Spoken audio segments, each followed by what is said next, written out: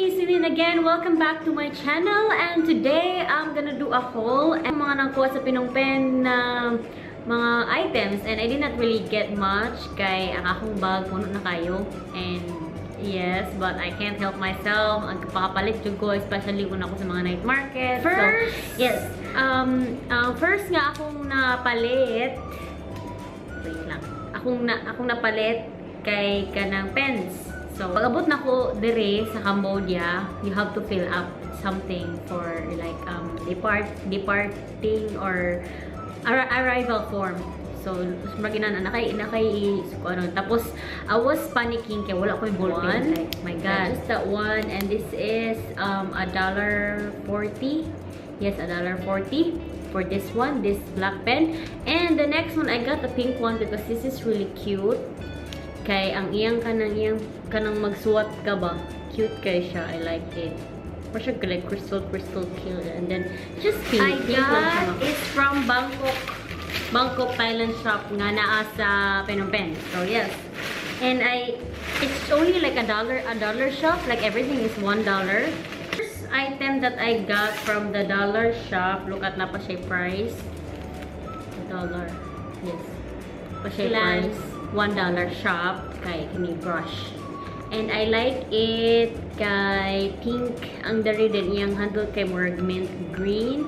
And it's so nice kay duha. So this one is for the blush and for the eyes. So I got this one $1. $1 is like 48 pesos. So why not? And it's really cute. And you know, I love makeup so much. Even I can't really do good makeup. But yeah, I got one that I got from that Thailand shop. This one. So it's just like a nude color.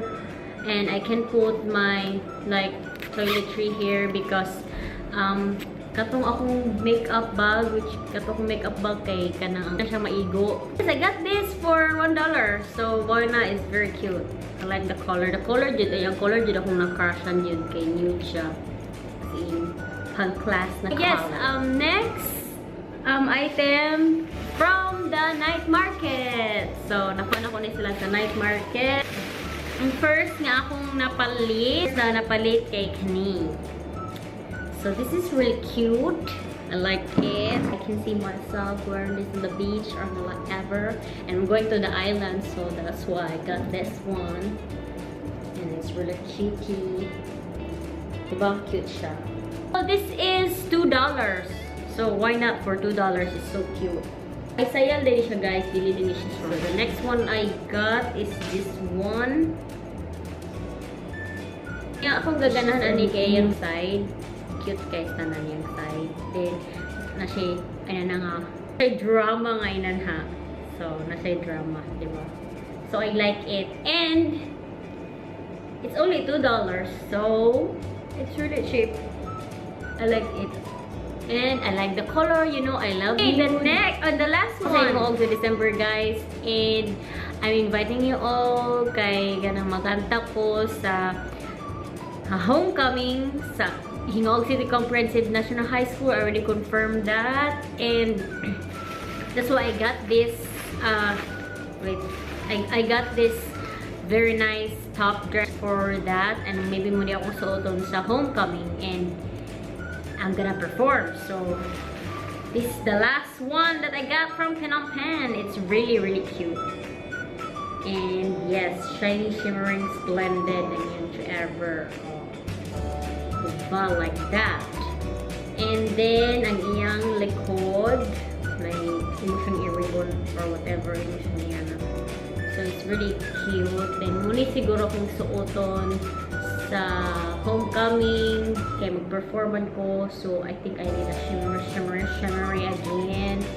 And ang ako na lang problema is na akong sayal or pants or whatever.